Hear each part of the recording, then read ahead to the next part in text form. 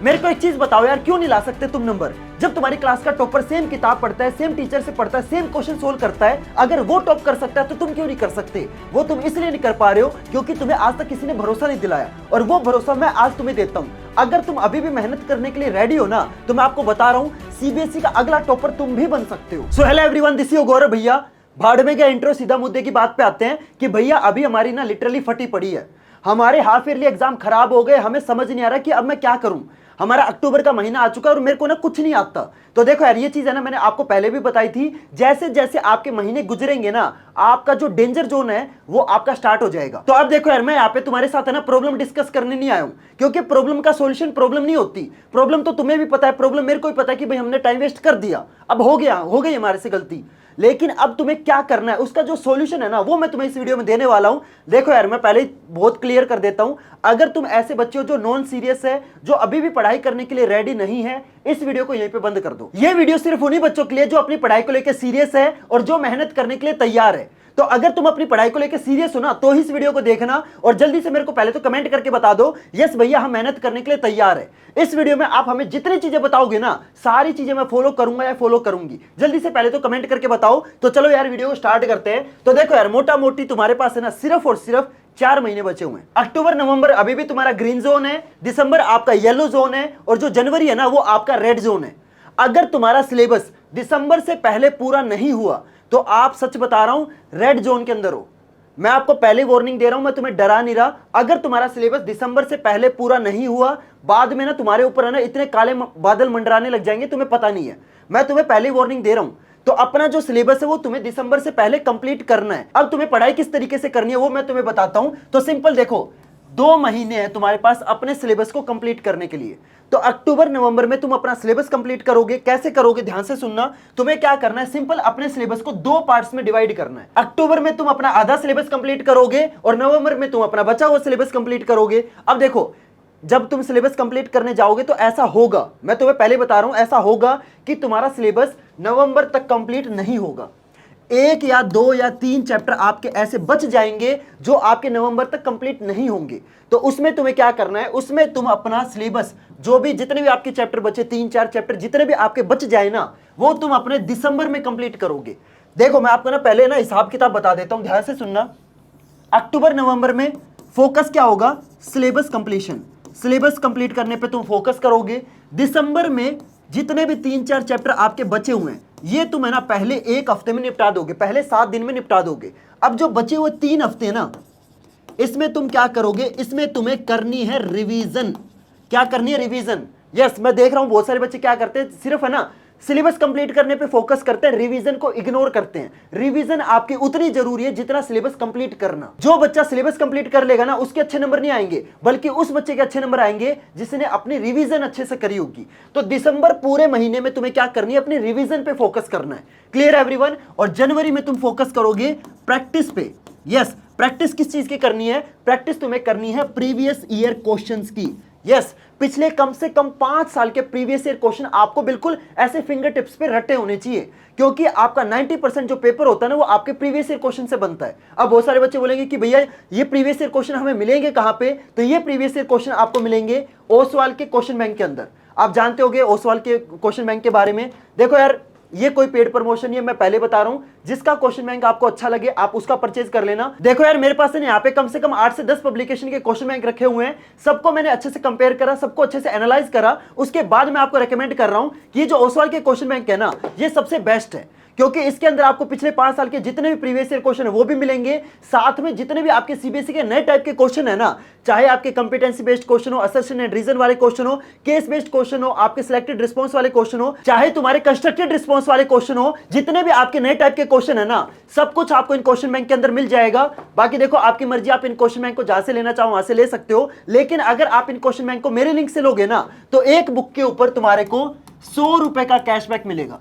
बाकी देखो आपकी मर्जी है, जहां से लेना चाहो वहां से ले सकते हो, आपकी मर्जी है। लेकिन अगर आप इन क्वेश्चन बैंक को मेरे डिस्क्रिप्शन वाले लिंक से लोगे ना, तो आपके एक बुक के ऊपर आपके 100 रुपए बच जाएंगे। अगर आप 3 सब्जेक्ट का क्वेश्चन बैंक लोगे तो टोटल आपके 300 रुपए बच जाएंगे। वो आपकी मर्जी, जहां से लेना चाहो वहां से ले सकते हो। इन क्वेश्चन बैंक को परचेज करने का जो लिंक है ना, मैंने आपको ऑलरेडी डिस्क्रिप्शन बॉक्स में दे रखा है। क्लियर है एवरीवन? तो आपको ना जनवरी के अंदर क्या करनी है, प्रीवियस ईयर क्वेश्चंस की प्रैक्टिस पे फोकस करना है। समझ में आया? अक्टूबर नवंबर में अपना सिलेबस कंप्लीट करना है। दिसंबर के अंदर अगर कुछ चैप्टर आपके बच जाएं, नवंबर तक अगर मान लो आपका सिलेबस कंप्लीट ना हो तो वो आप दिसंबर के पहले वीक के अंदर खत्म कर दोगे और बाकी के बचे हुए 3 वीक के अंदर आपको क्या करनी है, रिवीजन करनी है और पूरे जनवरी में आप क्या करोगे, प्रैक्टिस करोगे। क्लियर है एवरीवन? बेसिक चीज समझ में आई। अब तुम्हें पढ़ना कैसे है वो मैं तुम्हें बताता हूं। देखो ये तो समझ में आ गया कि भैया हमें सिलेबस कंप्लीट कब तक करना है, दिसंबर में हमें क्या करना है, जनवरी में हमें क्या करना है, ये आउटलाइन तो हमें समझ में आ गई, लेकिन हमें अपना सिलेबस कंप्लीट कैसे करें ये तो बताओ। तो वो मैं तुम्हें बताता हूं। तो सिलेबस कंप्लीट करने का सबसे फास्ट और सबसे बेस्ट तरीका क्या होता है, बहुत सारे बच्चे ना स्कूल में जाएंगे, बहुत सारे बच्चे ट्यूशन लगवा लेंगे, वहां पे देखो नो डाउट आपका सिलेबस जल्दी कंप्लीट हो जाएगा, लेकिन जितना जल्दी सिलेबस आपका वन शॉट वीडियो से होगा ना, उतना जल्दी उतना बढ़िया तरीके से आपका सिलेबस कहीं पे भी कंप्लीट नहीं होगा। और मैं तुम्हें एक और चीज बता दूं, जब आप वन शॉट लेक्चर देखो ना तो वो आपके वन शॉट लेक्चर ऐसे होने चाहिए जो कि आपके कंसाइज हो। ऐसे मत करना कि 8-8 10-10 घंटे के वन शॉट लेक्चर देख रहे हो, ये गलती मत करना, उसमें तुम्हारा बहुत ज्यादा टाइम वेस्ट हो जाएगा। समझ रहे हो? वन शॉट लेक्चर देखने, लेकिन कैसे वाले देखने, कंसाइज वाले। अब भैया ये कंसाइज वन शॉट लेक्चर हमें मिलेंगे कहां पे, तो ये मिलेंगे आपको कंप्लीटली फ्री में हमारे इन्फिनिटी फाउंडेशन वाले चैनल के ऊपर। इस चैनल पे आपके जितने भी सब्जेक्ट है ना, सभी सब्जेक्ट के सभी चैप्टर के सारे वन शॉट लेक्चर और वो भी कंसाइज वे में हमने इस चैनल पे ऑलरेडी अपलोड कर दिए हैं। इस चैनल का लिंक आपको डिस्क्रिप्शन बॉक्स में मिल जाएगा या फिर आप सिंपल यूट्यूब पे सर्च कर सकते हो infinity foundation 9th and 10th। इस चैनल के ऊपर आपको सारे one shot lecture completely free में मिलेंगे। और मैं तुम्हें ना एक चीज गारंटी के साथ बोल सकता हूं, इतने बढ़िया वन शॉट लेक्चर जो हमने इस चैनल पे अपलोड करे ना, इतने बढ़िया वन शॉट लेक्चर आपको कहीं पे भी नहीं मिलेंगे। चाहे आपके इंपॉर्टेंट क्वेश्चन हो, सब कुछ हमने इस चैनल के ऊपर आपका कंप्लीटली फ्री में अपलोड कर दिया है। इस चैनल का लिंक मैंने ऑलरेडी आपको डिस्क्रिप्शन बॉक्स में दे रखा है, वहां से जाके आप इस चैनल को सब्सक्राइब कर सकते हो। Clear everyone? पहली चीज समझ में आई कि आपको अपने सिलेबस को कंप्लीट करने का जो सबसे पहला स्टेप है वो क्या है, वन शॉट लेक्चर देखने, कैसे वाले, कंसाइज वाले। क्लियर? पहला स्टेप समझ में आया। दूसरा स्टेप क्या है, NCERT exercise plus previous year question. बहुत सारे बच्चे है ना, ये वाली बुक भी खरीद लूं, ये वाली बुक भी खरीद लूं, ये आर डी शर्मा भी कर लूं, RS अग्रवाल भी कर लूं, ये बेवकूफी मत करना। बस तुम्हें 2 चीजों पे फोकस करना है, NCERT plus previous year question. जिस बच्चे ने ये 2 चीजें कर ली ना, मैं आपको लिख के दे रहा हूं, तुम्हारे फाइनल पेपर में 90% आने से लिटरली कोई नहीं रोक सकता।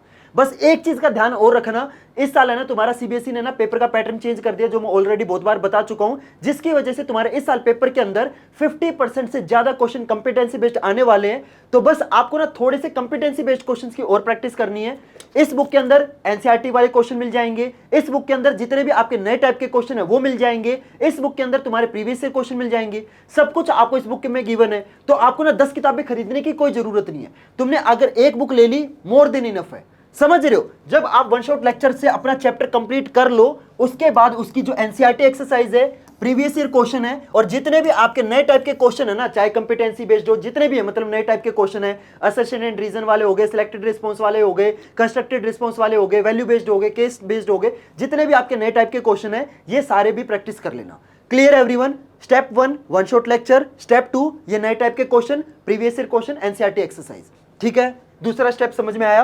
तीसरा स्टेप क्या है, इंपॉर्टेंट टॉपिक्स। जब तुम बहुत सारे प्रीवियस ईयर क्वेश्चन सोल्व कर लोगे ना, तब तुम्हें समझ में आएगा, तब तुम्हें पता चलेगा कि ये टॉपिक मेरा वीक है, ये टॉपिक मेरा स्ट्रॉन्ग है। जब तक तुम क्वेश्चन सोल्व ही नहीं करोगे, तुम्हें कैसे पता चलेगा कि भाई कौन से टॉपिक में तुम्हारे क्वेश्चन गलत हो रहे हैं। जब तुम बहुत सारे क्वेश्चन सोल्व कर लोगे ना, सिर्फ देखो ऐसे नहीं होता कि पढ़ लिया, रिवाइज कर लिया, प्रैक्टिस कर ली, सिर्फ इससे काम नहीं चलेगा। जब तुम क्वेश्चंस की प्रैक्टिस करोगे तो तुम्हें उन क्वेश्चंस को एनालाइज करना है कि भाई कौन से क्वेश्चन, कौन से टॉपिक के क्वेश्चन मेरे गलत हो रहे हैं, और जो टॉपिक तुम्हारा वीक होगा उसे तुम्हें स्ट्रॉन्ग बनाना है।